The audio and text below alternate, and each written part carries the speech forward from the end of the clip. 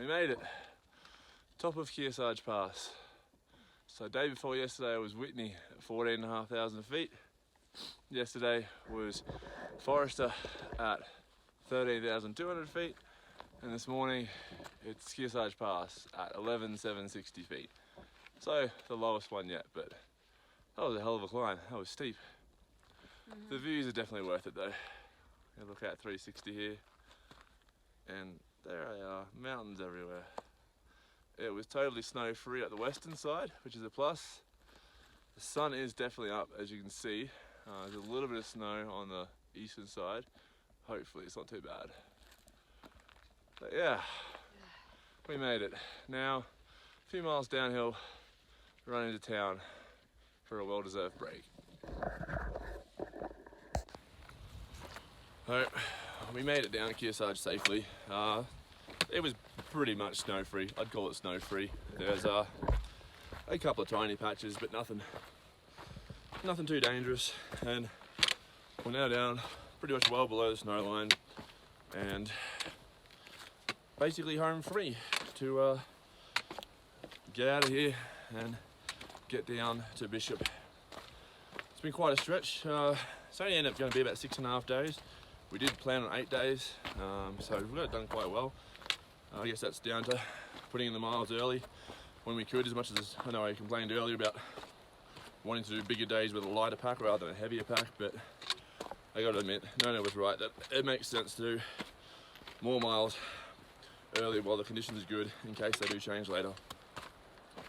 So yeah, it was a hell of a session. It was really pushed my limits in terms of my absolute fear of heights, and some of those exposures up and down Whitney and Forrester.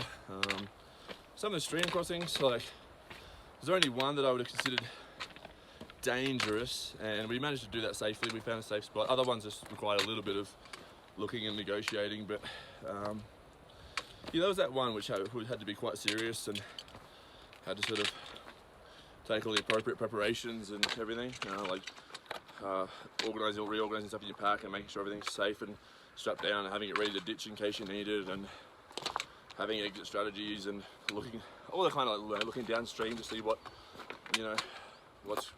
you're in for if something does go wrong. So that was still there, and then getting down the north side of Forrester yesterday, in that once the snow just turned to slush, we just thought, I guess we became complacent from the day before where we came down Whitney, and the snow, even though it was in the sun, was still so frozen.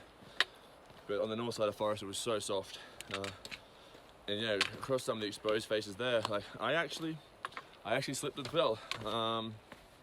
It's probably I don't know, I want to say it was probably a 65 degree slope, and I was trying to use the post hole to my advantage, working my way across it, trying to dig in big steps and preferably up to my knees, trying to work my way across. But at one stage something happened and I was sliding down the hill.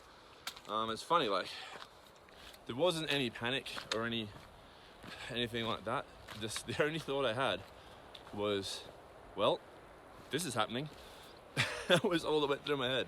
Unfortunately, I managed to stop myself before I hit any of the rocks.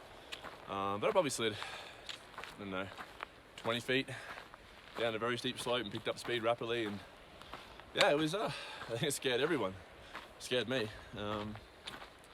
And it was funny because we ended up running into the guy who lost his gear, the guy that fell, the old guy. The one whose poles were one pole at the top of the hill, one halfway down. I picked up his stove as well. So I think I managed to get his stove back to him. I gave it to someone else who knew him, and then I think they caught up with him and gave it to him. But yeah, I was talking to him, and he said when he fell in a pretty similar spot, he said he had the exact same thought. Just went, well, this is happening. And then you just kind of, this empty mind of, you're not thinking of anything else, and you just kind of, you're almost a passenger, you just along for the ride. It was weird. But thankfully, we've gotten through safely, unscathed, injury-free. I think most of our gear is intact. Sorry. My pack is still in one piece. So I might be in Bishop for a few days trying to figure out a new pack solution, because I don't know that I want to carry this one out again in its current state, because if it does break, it'll be a very uncomfortable. Either turn around or continue, depending on where it broke. But yeah, very excited for town. Excited to, there's a bit of relief getting out. There's a lot of sort of fear mongering going on with the Sierra. Like I've heard, I actually don't know anyone who's in the next section. Most people seem to be skipping on. Even people we've been hiking with are back at Kennedy Meadows, skipping from there up to, up to the top of California and hike back down south. Everyone's just flipping around trying to avoid the snow, and so far it's just really not been that bad. So when we get into town, I'll try and get some more information about what this next section holds and what it's going to be like. I'm not ready to change my plans and start flipping to different parts of the trail yet, not without seeing it for myself. I think I'll want to head in and suffer a bit, see what it's like before I decide to turn around and head back, retreat.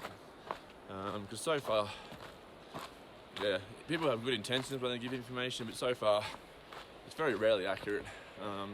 Thankfully, the couple that said that Kearsarge Pass was clear of snow, their report was pretty much 100% accurate. They did say there was a few patches, so I'd say their report was 100% accurate, and that was a nice change. But for now, I'm going to continue this glorious casual descent. Try not to think about the fact that I've got to walk back up it in a few days to head back in, because we've been going down for a long time, which means we'll have to be going up for a long time with a much heavier pack. But for now, that's future Leon's problem. For now, just going to enjoy this scenery, which I'm going to spin around and give you a shot of the mountains. Where are they? Where are they? There they are. All these big mountains all the way around.